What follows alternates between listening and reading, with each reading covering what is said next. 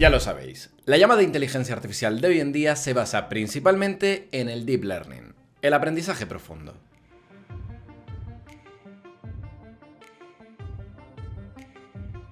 Cuyo fundamento principal es la utilización de las redes neuronales artificiales para el aprendizaje de tareas cada vez más complejas. Y ya lo sabéis, la tendencia ha sido que a más datos y más grandes son estas redes neuronales, mejor funcionan. Un incentivo para las grandes empresas para invertir en más computación, energía y datos para entrenar a bestias artificiales cada vez mayores, que a día de hoy cuestan en el orden de los millones de dólares y que debido a su gran tamaño tenemos que distribuirlos en centros de datos de cientos y cientos de procesadores. Y luego estás tú. Sí, tú. Un robot de carne y hueso controlado por un procesador biológico que está aquí, dentro de tu cráneo, que a diferencia de los modelos artificiales no tiene tantísima información ni alberga tanto conocimiento almacenado, pero que es mucho más eficaz al aprender una gran diversidad de tareas. Conducir, fregar los platos, respirar para no morirte, lo típico. Y ojo, que comparado con las bestias artificiales que mencionamos antes, consume mucha menos energía. Un prodigio de la evolución que, a pesar de estar tan próximos a nosotros, pegado a nuestros hombros, se nos hace extraño, misterioso, desconocido y un objetivo a alcanzar por los expertos en inteligencia artificial. ¿Cómo podríamos hacer modelos que sean más eficientes, que sean más potentes a la par que consuman menos energía? La respuesta se está investigando. Y hoy vamos a hablar de un nuevo avance que camina en la línea de hacer a las redes neuronales más eficientes energéticamente, y que de funcionar podría ser toda una revolución en el campo del Deep Learning, moviéndonos hacia una nueva era con un nuevo tipo de red neuronal, la era de las redes neuronales de un bit. Veamos. Tu cerebro pesa lo que pesa por su tamaño y volumen, algo relacionado con la cantidad de conexiones neuronales que hay en esa masa gelatinosa. Y una red neuronal artificial, pues es equivalente. El peso que va a ocupar en memoria también dependerá del número de conexiones que exista entre las neuronas artificiales. Y si recordáis los vídeos donde explicábamos el funcionamiento de las redes neuronales artificiales, son en estas conexiones entre neuronas donde encontramos a los parámetros, los numeritos que ajustamos durante el entrenamiento para que la red pase de tener un comportamiento aleatorio en el que no sabe resolver su tarea a hacerla perfectamente con un rendimiento sobrehumano. Ajustar automáticamente estos parámetros es la clave del Deep Learning, es lo que denominamos entrenamiento. Así que sí, los parámetros lo son todo. Y también son números, numeritos, decimales, que de alguna forma tenemos que almacenar en la memoria de nuestro ordenador. Y claro, aquí la pregunta sería, ¿cuánto ocupa cada uno de estos numeritos en memoria? Pues depende. En un ordenador no podemos guardar los números como tal en memoria, sino que al final, pues al trabajar con circuitos eléctricos, pues nos tenemos que basar en estados de energía de encendido y apagado, on y off, o unos y ceros. A cada unidad de almacenamiento de uno de estos estados, on y off, es lo que se denomina un bit de información. Y para codificar un número decimal con estos bits, pues tendremos que utilizar el código binario. Para los no técnicos, mirad. En código binario podemos codificar un número decimal de la siguiente forma. Como trabajamos en un código binario con dos números, pues vamos a utilizar las potencias de 2. 2 elevado a 0, 2 elevado a 1, 2 elevado a 2 y así sucesivamente. En un cálculo rápido podemos ver que esto sería 1, 2, 4, 8, 16 y así sucesivamente duplicando el valor anterior. Y ahora la estrategia que seguiremos será la de activar o desactivar con unos y ceros cada sumando para que la suma total de estos números pues acabe sumando el número que queremos codificar. Mirad, es sencillo. Por ejemplo, si queremos convertir el número 5 de decimal a binario, tendremos que activar aquellos valores que sumados nos dé 5. Y en este caso la única combinación sería activar el 1 y el 4, en esta posición y esta posición. Visto así, podemos decir que el número 5 en binario es el 101. O el número 37 pues sería la suma de 32, de 4 y de 1. Es decir, el número 100101. Así que felicidades, ya habéis aprobado vuestra primera clase de computación básica. Ya sabéis cómo codificar cualquier número en base decimal a binario. Pero la cosa no es tan sencilla porque, bueno, dentro de un ordenador necesitamos que todo esté más estructurado y ordenado. Por eso se llama ordenador. Mirad, Como hemos dicho antes, cada estado encendido y apagado, cada 1 y cada 0, es un bit, la unidad básica de información. Y habitualmente en un ordenador pues solemos agrupar 8 bits juntos para conformar lo que se llama un byte. A todos nos suena. Entonces, si trabajamos solo con 8 bits, os daréis cuenta de que siguiendo la estrategia de antes, aquí únicamente podremos representar un rango limitado de valores. Desde el 0000000 hasta el 11111111. Es decir, si lo traducimos a decimal, con 8 bits solo podríamos codificar los números naturales desde el número 0 hasta el número 255, que sería el máximo valor al que podríamos aspirar. Y claro, ¿qué pasa si de repente quieres representar un número que sea mayor al 255? Por ejemplo, el 256. Pues para lograr esto necesitaríamos un bit más, pero como hemos dicho en informática habitualmente trabajamos con packs de 8 bits, con lo que si queremos uno más, en realidad tendremos que trabajar ahora no con 8 bits, sino con 16. Y ahora sí, con esta cantidad, el valor máximo que podríamos representar ya no es 255, sino una cantidad muchísimo mayor, el número 65.535, que sale de tener los 16 bits activados a 1. Por tanto, primer aprendizaje. Añadiendo más bytes podemos ampliar el rango de valores que representamos en binario, siendo común trabajar con representaciones de 8 bits, 16, 32 e incluso más. Oye, ¿y qué pasa si por ejemplo lo que quiero representar es un número negativo, por debajo de 0? ¿Cómo lo consigo? Pues aquí viene otro concepto fundamental de la informática y es el cómo podemos llegar a consensuar diferentes agrupaciones de bits para así representar distintos tipos de datos. Si queremos un número negativo, pues podemos consensuar un tipo de representación donde donde usaremos todos estos bits de aquí para representar al número entero, igual que antes. Pero donde el último bit, sin embargo, lo vamos a dedicar para representar el signo. Si está desactivado a 0, el número resultante lo interpretaremos como un número positivo. Y si está activado a 1, el número será negativo. Si os fijáis, ahora con esta nueva representación, el valor mínimo que podemos representar es el menos 127 y el máximo valor el 127 en positivo.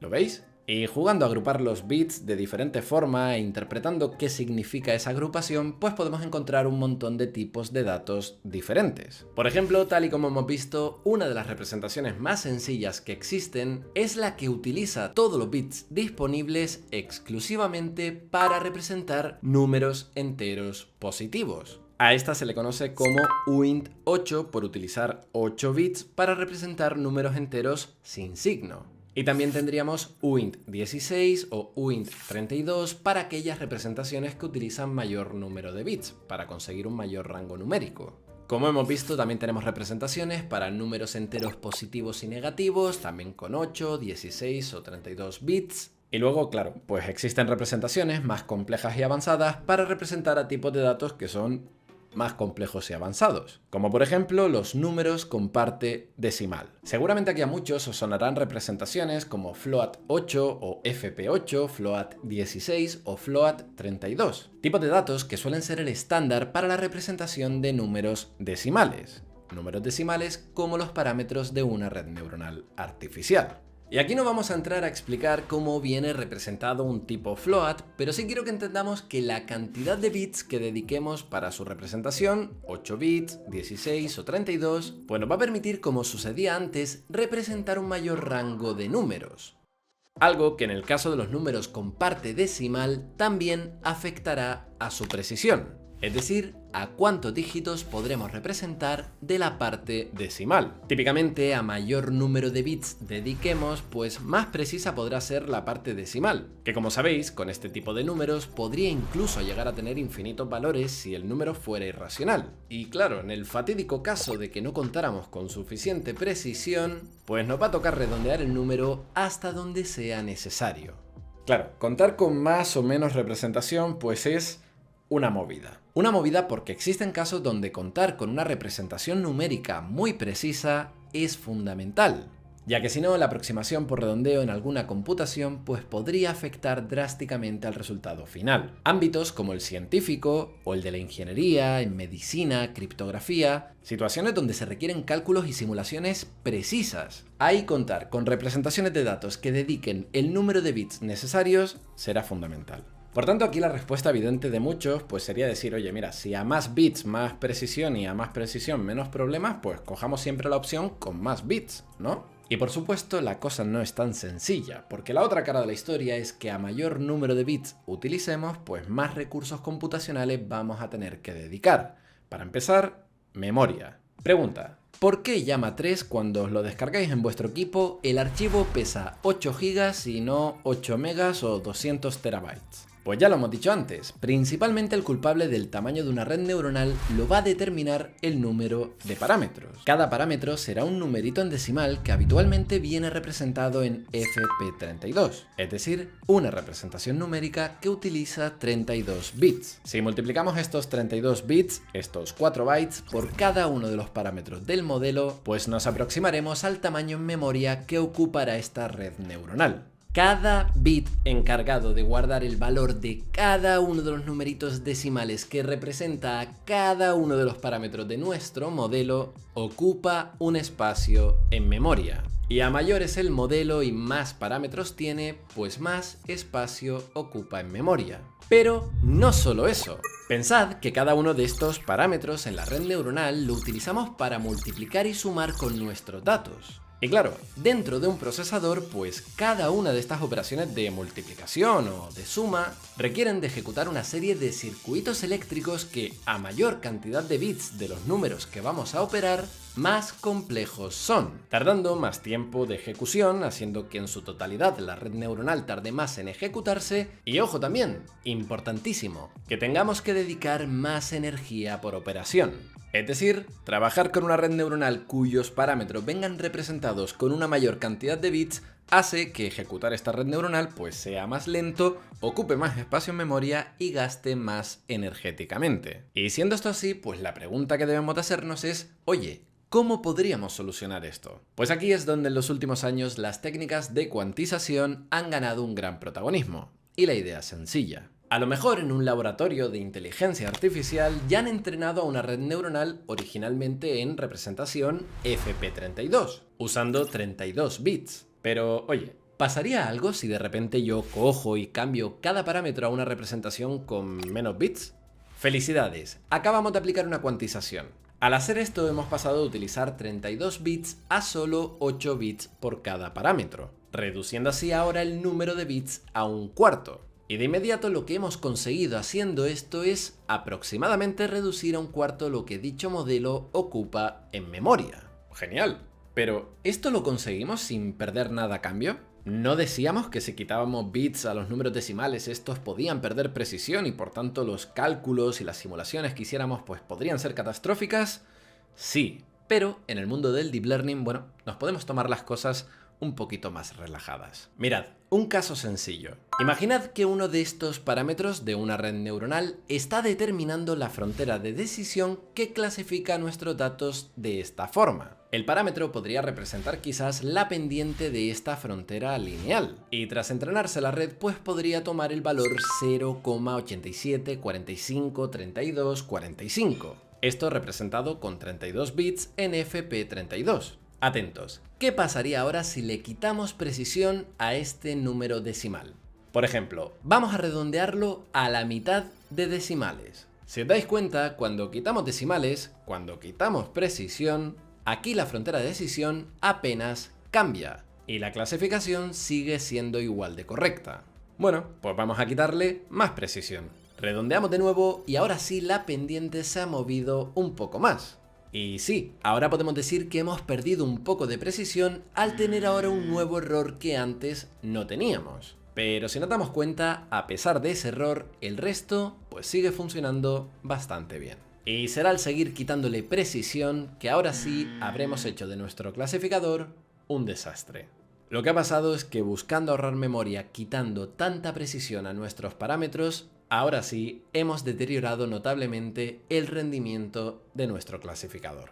Y esto es lo que pasa cuando cuantizamos modelos de Deep Learning, que estamos sacrificando pues precisión de los parámetros y por tanto la efectividad del modelo en su totalidad para ganar pues mejoras en eficiencia, consumo energético y ocupación de memoria. Y buscar un equilibrio entre estas dos opciones pues es necesario. A esta técnica de coger un modelo ya entrenado y cambiar la representación de los parámetros restándole precisión es lo que se conoce como cuantización post-entrenamiento. Y como hemos visto, entre más agresiva es la cuantización, entre más bits te ahorras, pues peor es el rendimiento. Y claro, viendo esta gráfica y viendo cómo el rendimiento decae, es impresionante comprobar que desde hace unos meses existe una alternativa que promete modelos cuantizados al extremo, utilizando no 32 bits, ni 16 ni 8, sino un único bit. Modelos con parámetros codificables en un único bit y que aparentemente no tienen pérdidas drásticas de rendimiento. Un tipo de modelo que, como podéis imaginar, pues puede suponer un antes y un después del mundo del Deep Learning. Por si no ha quedado claro, aquí no estaríamos hablando de redes neuronales que codifiquen sus parámetros en formato FP32 o FP16 en decimales. No, aquí los parámetros ya no serían números decimales, sino que únicamente vendrían codificados con estos tres valores: el -1, el 0 y el 1. Es decir, estaríamos llevando la representación de nuestros parámetros casi al mínimo teórico posible. Y aquí ya no estamos hablando de una cuantización post-entrenamiento, donde estemos cogiendo los parámetros una vez la red esté entrenada y cambiemos su representación a posteriori. No, aquí de lo que hablamos y lo que introduce este paper es de entrenar a redes neuronales desde cero utilizando esta codificación de parámetros, haciendo modificaciones en la arquitectura de la red neuronal y en la naturaleza del entrenamiento. Porque esto no es tan sencillo. Y es que recordemos, en la magia del entrenamiento de una red neuronal, pues está la necesidad de usar funciones suaves y continuas que podamos derivar. Un requisito clave en el proceso de optimización del descenso del gradiente. Y claro, si de repente trabajamos con representaciones discretas de los parámetros que toman valores de -1 a 0, de 0 a 1 de golpe, pues a lo que nos enfrentamos son a entrenamientos mucho más inestables. Y aún así el equipo de Microsoft tras este trabajo lo ha conseguido. Y en un paper del pasado mes de febrero presentaron BitNet 1,58b, la demostración de que han podido entrenar a un enorme modelo del lenguaje tipo Transformer con parámetros de -1, 0 y 1. ¿Los resultados? Mirad, si lo visualizamos en esta gráfica podemos comparar el rendimiento de varios modelos Llama, según su tamaño, contra el modelo BitNet. Y viendo la gráfica es súper interesante comprobar que no solo hay una mejora significativa en términos de ocupación de memoria, sino que además las dos gráficas divergen según más grande es el modelo. Es decir, entre mayor es el modelo que entrenamos, más ganancias tenemos. Y visto así, sabiendo que la tendencia en el Deep Learning es entrenar modelos cada vez más grandes, pues estos son muy buenas noticias. Además, este patrón se replica con otras magnitudes importantes que hemos ido comentando, como por ejemplo la latencia de inferencia. Qué tan rápido el modelo pues genera los tokens. Y siendo en el caso del modelo de mayor tamaño que han entrenado, el de 70.000 millones de parámetros, la diferencia 4 veces más rápido. Y de la misma forma también ocurre con la gráfica del consumo energético, donde el ahorro por usar BitNet, además de ser 4 veces más rápido y ocupar 7 veces menos en memoria, además es 40 veces más eficiente energéticamente. 40 veces.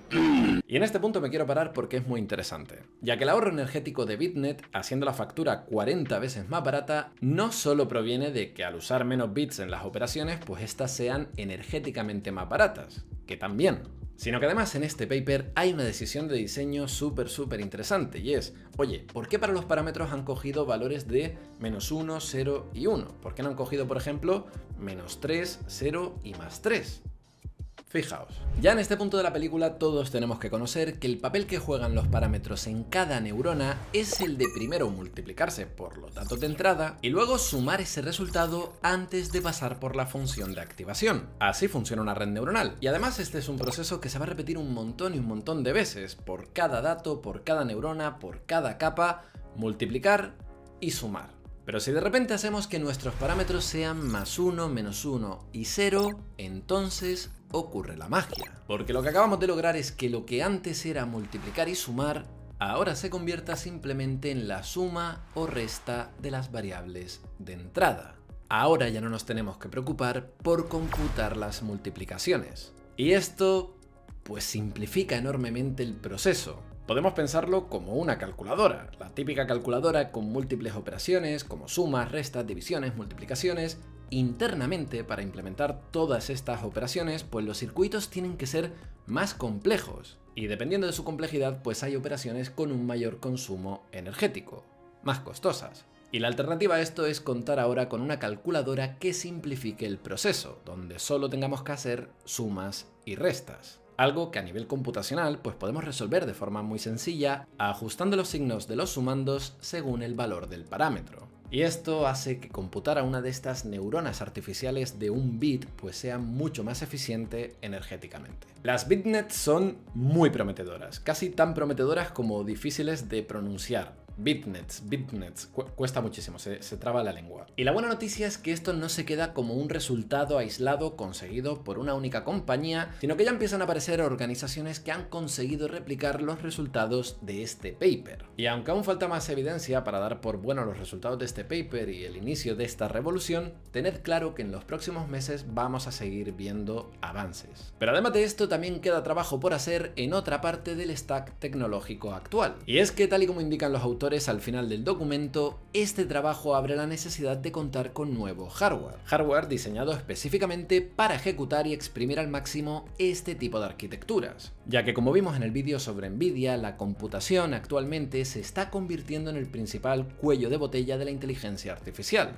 Y donde los diseñadores de chips con cada nueva generación pues intentan dar más y más capacidad de computación. Por ejemplo, con el paso de los años, Nvidia con cada nueva arquitectura presentada ha logrado saltos espectaculares en la cantidad de operaciones que sus chips pueden ejecutar. Pero, esto tiene truco, ya que una parte importante de las mejoras introducidas con cada nueva arquitectura no proviene de meter más transistores cada vez más pequeñitos en los chips, sino que las mejoras vienen de diseñar chips con instrucciones que hacen uso de formatos de precisión cada vez más pequeños, donde históricamente hemos pasado de FP32 a FP16 para luego pasar por FP8 e incluso con las nuevas Blackwells a FP4.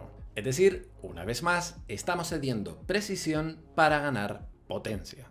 Y claro, con la reciente salida de arquitecturas como Blackwell que llegan a niveles de precisión de FP4, había quienes se preguntaban si realmente se podía entrenar y ejecutar a una inteligencia artificial con esos niveles de precisión.